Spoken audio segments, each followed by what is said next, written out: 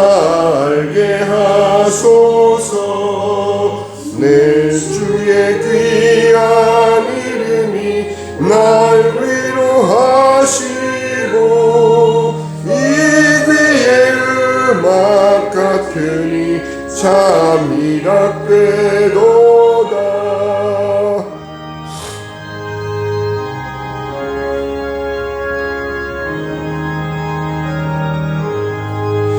내 죄의 권세 깨뜨려 그 결 바꾸시고 이 추한 마음을 비로소 고정케 하셨네. 아멘.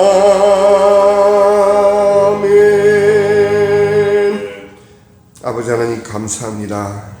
주님의 복된 주일, 저희들의 호흡처럼 우리들의 믿음이 날마다 우리의 삶 가운데 주님을 찾고 주께 경배드리는 마땅한 삶을 살 수 있도록 인도하여 주신 주님, 특별히 우리 재성이를 보내주셔서 함께 예배드릴 수 있도록 축복하여 주신 주님 감사합니다. 우리 주 안의 자녀들이 아버지 육신의 자녀들로서뿐만 아니라 주 안에서 한 가족으로서 한 하나님을 섬기는 그 믿음의 가정으로 아버지 거듭나게 우리 모든 자녀들을 주님께서 인도하여 주시옵소서. 시종을 주님께 의탁드리오며 우리 주 예수 그리스도의 이름으로 기도합니다. 아멘. 하나님 말씀 계시록 3장입니다.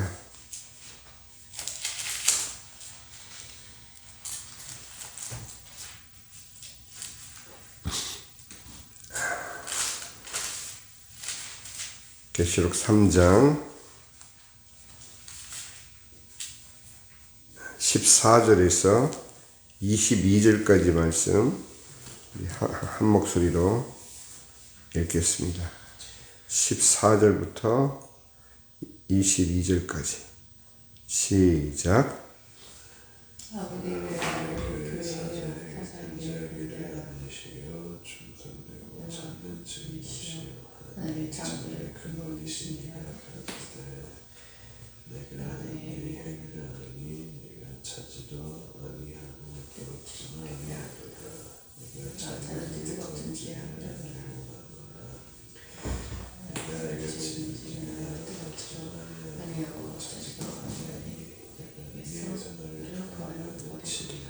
내가 말하기를 나는 부자라 부요하여 부족한 것이 없다 하나 내 곤고한 것과 가련한 것과 가난한 것과 눈먼 것과 벌거벗은 것을 알지 못하는도다. 내가 너를 권하노니 내게서 불로 연단한 금을 사서 부요하게 하고 흰옷을 사서 입어 벌거벗은 수치를 보이지 않게 하고 안약을 사서 눈에 발라 보게 하라. 무릇 내가 사랑하는 자를 책망하여 징계하노니 그러므로 내가 열심을 내라 회개하라. 볼지어다 내가 문 밖에 서서 두드리노니 누구든지 내 음성을 듣고 문을 열면 내가 그에게로 들어가 그와 더불어 먹고 그는 나와 더불어 먹으리라. 이기는 그에게는 내가 내 보좌와 함께 앉게 하여 주기를 내가 이기고 아버지 보좌에 함께 앉은 것과 같이 하리라. 귀 있는 자는 성령이 교회들에 하시는 말씀을 들을지어다. 아멘. 이제 계시록 3장의 마지막 회입니다. 2장과 3장 걸쳐서 우리가 소아시아 7교회에 보내는 예수님의 편지를 이제 우리가 보고 있는데, 이 편지들은 각 교회의 영적 상태를 진단하고 칭찬과 책망 그리고 회개와 약속의 메시지를 담고 있습니다. 라오디게아 교회는 이 7교회 중에 마지막으로 언급되며 예수님께로부터 단 한 가지의 칭찬도 받지 못하고 오직 책망만 받은 유일한 교회입니다. 그래서 많은 사람들이 생각할 때 이들의 상태와 예수님의 날카로운 경고는 바로 오늘날 우리 자신과 우리들의 교회를 돌아보게 하는 가장 중요한 거울이 된다. 이렇게 많이들 생각을 합니다. 저는 반대로 생각을 합니다. 그 키는 우리가 요 라오디게아 교회 이전에 빌라델피아 교회에 대해서도 오랜 시간을 들여서 살펴봤지만 빌라델피아 교회는 지금 거의 모든 교회들이 닮고 싶어하는 교회입니다. 왜? 책망이 없었기 때문에, 칭찬만 있었기 때문에. 과연 그럴까요? 오늘 본문 중에 열쇠는 다름 아닌 19절입니다. 무릇 내가 사랑하는 자를 책망하여 징계하노니 그러므로 내가 열심을 내라 회개하라. 이것이 라오디게아 교회를 향한 주님의 마음입니다. 왜 그러면 이처럼 칭찬도 하나 없이 책망만 하시는 걸까요? 그만큼 주님은 라오디게아 교회를 향한 사랑이 있으시기 때문입니다. 물론 일곱 교회 모두를 사랑하시지만 특별히 라오디게아 교회를 향해서 주님께서는 그 마음을 너무도 간절하게 표현을 하고 있습니다. 우리가 요한계시록 3장까지의 내용 중에 가장 우리가 사랑하고 우리가 소중히 여기는 구절이 다름 아닌 3장 20절에서 21절까지의 말씀, 특히 3장 20절 말씀은 우리가 전도할 때도 많이 사용하고 또 예수님께서 문 밖에 두드리시는 그런 상황을 우리가 많이 묘사를 합니다. 그러나 이처럼 주님께서 다른 그 어떤 교회에서도 표현하지 않으셨던 내가 문 밖에 서서 두드리노니, 그 이야기는 바로 예수님이 그 교회에 들어가고 싶어 하셨지만 그 교회에 들어갈 수 없었던 것을 반어법적으로 주님께서는 알려주고 계시는 겁니다. 오늘 본문 중에 특별히 3장 14절 라오디게아 교회의 사자에게 편지하라. 아멘이시요 충성되고 참된 증인이시요 하나님의 창조의 근본이신 이가 이르시되. 이렇게 예수님은 라오디게아 교회를 향해서 예수님 스스로를 소개하고 있습니다. 이 칭호들은 라오디게아 교회의 문제점을 정확히 지적하며 동시에 예수님만이 그 문제의 해결책이심을 강조하기 위해서 예수님은 이처럼 세 가지로 자신을 소개하고 있습니다. 첫째는 아멘이시오. 이 아멘은 믿는 신자들이라면 다 아는 의미죠. 히브리 말로 진실로 확실하게 그렇게 될지어다라는 의미를 가지고 있는 것을 우리는 모두 다 알고 있습니다. 그렇다면 왜 예수님이 자신을 아멘이라고 칭하셨을까? 그것은 바로 그분이 하나님의 모든 약속과 말씀의 최종적인 확증자이시며 그분 자신이 곧 진리이심을 다시 한번 라오디게아 교회에 상기시켜 주시고자 하는 것입니다. 라오디게아 교회가 진리와는 거리가 먼 자기 기만에 빠져 있었다라는 그들의 현실을 직접적으로 지적하시기 위한 그러한 말씀인 것입니다. 예수님은 자신의 절대적인 진리성을 강조하심으로써 그들이 지금 어디에 빠져 있는지, 자기 기만이 단순한 자기 기만이 아닌 영적인 진리에서 하나님의 말씀에서 멀어져 있음을 바로 직격으로 지적하고 계신 겁니다. 두 번째는 충성되고 참된 증인이시오라는 그 증인이라는 단어가 바로 예수님의 생애와 사역 자체가 하나님의 진리를 증거하는 것임을 그들에게 상기시켜주고 있습니다. 예수님 스스로가 하나님 아버지의 증인이라는 이 사실처럼 그들 또한 라오디게아 교회의 모든 성도들 또한 예수님의 증인이 되어야 되는데 첫 번째는 그들은 영적 진리에서 떠나 있을 뿐만 아니라 두 번째는 그들은 증인의 삶을 살고 있지 않다라는 얘기입니다. 못하는 것이겠죠. 왜? 영적 진리를 잘못 붙잡고 있기 때문에 그들의 삶이 증인으로서의 삶을 살아낼 수가 없게 된 것입니다. 라오디게아 교회가 자신들의 영적 상태에 대해서 거짓된 증언을 하고 있었던 것과 대조적으로 예수님은 참되고 신뢰할 수 있는 증인으로서 하나님 아버지를 증거하셨다는 사실을 그들에게 상기시켜주고 있는 것입니다. 그들의 실제 모습이 어떤지를 냉철하게 드러내서 바로 예수 그리스도의 그러한 진리로 다시금 그들을 이끌기 위하신 것입니다. 우리가 라오디게아의 교회를 향한 예수님의 책망을 보면 단정적으로 이미 그들이 다시는 회개할 수 없는 그런 절체절명의 죄악에 빠져 있다라고 그렇게 판단하지 않으시고 그들에게 무엇을 말씀하시느냐? 무릇 내가 사랑하는 자를 책망하여 징계하노니 이 징계는 너를 사랑하기 때문이다 라는 그러한 말씀 가운데 예수님께서는 마치 의사가 환부를 도려내듯 수술을 하듯 그들의 환부를 지금 도려내고 계신 것입니다. 이 말씀을 우리가 우리 자신에게 적용시켜 받지 않으면 이 말씀은 그저 타인의 경우가 되고 맙니다.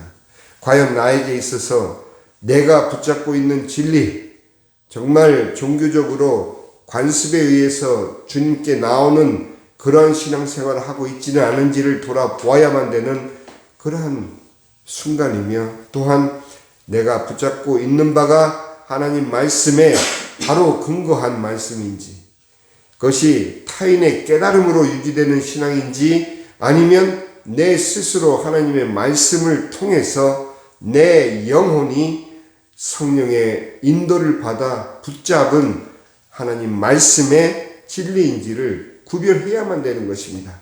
오늘날 수많은 메가처치, 수많은 사람들이 모이는 그런 대형 교회들 가운데에서도 자기 영혼을 통해서 자기가 주님 앞에 나와서 그 말씀을 붙잡고 하나님 말씀을 통해서 그 진리를 자기의 것으로 삼고자 애쓰는 사람들이 물론 있겠지만 대부분은 그 앞에서 인도하는 그 목사의 말씀에 의해서 자신의 신앙을 그저 수동적으로 맡기고 따라가는 그런 신앙생활을 하는 것을 우리는 많이 봅니다. 그렇기 때문에 크고 작고의 문제가 아니라 과연 이 말씀이 내가 붙잡고 예수 그리스도의 진리를 온전히 내 삶 가운데 기준 삼아 살아가고 있느냐 이것을 돌아보기를 주님의 이름으로 부탁을 드립니다. 증인, 그럴 때 비로소 내가 믿고 있는 바, 내가 붙잡고 있는 바 그 말씀이 삶을 통해서 체험이 되고 삶을 통해서 실천이 되는 것이지 내가 진리를 붙잡지 않고 있는데 그저 수동적인 행위로서 전도지를 전달하는 그런 행위로서만 내가 증인으로서 살아간다 스스로 생각해서는 안 되는 것입니다.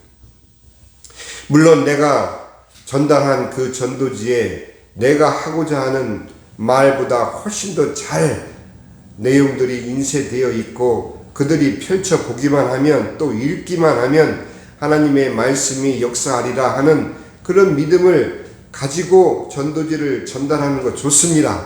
그러나 주님께서 말씀하시는 증인은 그러한 전도지 안에 있는 내용으로 대신되는 것이 아니라 바로 나의 삶을 통해서 나의 입술을 통해서 내 이웃에게 또 다른 사람들에게 증거되기를 원하시는 것이 바로 예수님이 말씀하시는 증인의 삶이신 것입니다. 이제 마지막 세 번째는 하나님의 창조의 근본이신 이 구절은 예수님이 창조의 행위에 있어서 하나님의 아들로서 나셨을 뿐만 아니라 만물의 근원이 되시며 모든 창조를 주관하시는 하나님이심을 강조하고 있습니다. 이 말씀을 왜 하셨느냐? 그들이 라오디게아 교회 성도들이 온전한 진리를 붙잡지 못한 정도가 아니고 그릇된 진리, 자기 기만에 빠진 신앙생활을 통해서 증인의 삶을 살지 못하고 있는 것, 그 모든 것이 결국은 가장 근본적인 예수께서 하나님이심을 믿지 않고 있는 그야말로 불신의 삶이라는 것을 지적하고 있습니다.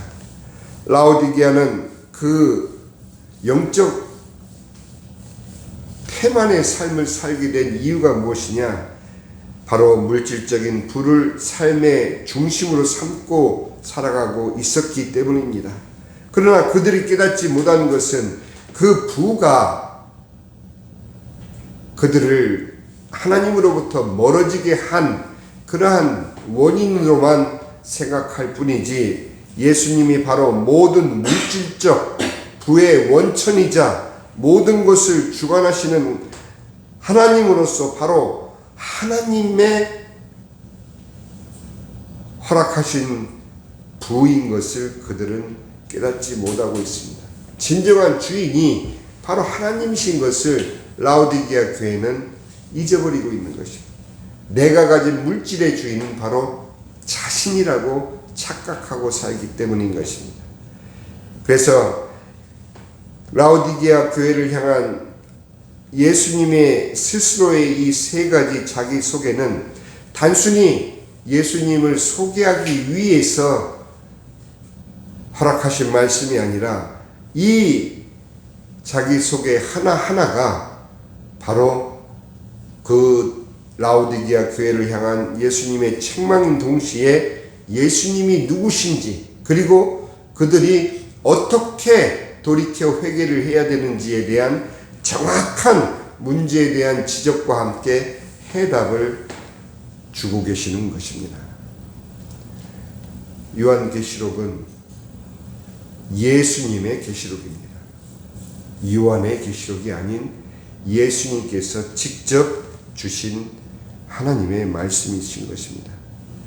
그들 행위에 대한 지적이 다른 이유가 아니고 15절과 16절에 차지도 아니하고 뜨겁지도 아니하도다. 결국 그들의 영적 상태가 바로 이와 같은 현실로 나타난 것입니다. 내가 내 행위를 아노니 내가 차지도 아니하고 뜨겁지도 아니하도다. 내가 차든지 뜨겁든지 하기를 원하노라. 내가 이같이 미지근하여 뜨겁지도 아니하고 차지도 아니하니 내 입에서 너를 토하여 버리리라. 혹자든 그렇게 이해를 합니다. 아니, 차가운 것보다 미지근한 게 더 불신앙이라고 주님께서 말씀하시는 부분을 이해를 하지 못합니다. 차갑다라는 것은 주님에 대해서 냉담한 것을 말하고 있죠. 그러나 차라리 냉담한 불신자들은 그들의 영혼이 말씀으로 깨쳐지는 순간 하나님께 돌이켜 뜨거움으로 주님께 나온다라는 것을 역설적으로 표현하고 있는 것입니다. 그러나 미지근하다는 것은 내가 기독교에 대해서도 알고 주님에 대해서도 알고 내가 신앙생활을 하고 있다라고 스스로 여기지만 사실은 진리에서 떠나 있고 증인으로서의 삶을 살지 못하고 하나님이 누구신지조차도 온전히 믿지 못하고 있는 그런 상태를 바로 예수님께서는 지적하고 계신 것입니다. 오늘날 우리 자신을 돌아볼 때 뜨겁습니까? 아니면 미지근합니까? 아니면 차라리 차갑습니까?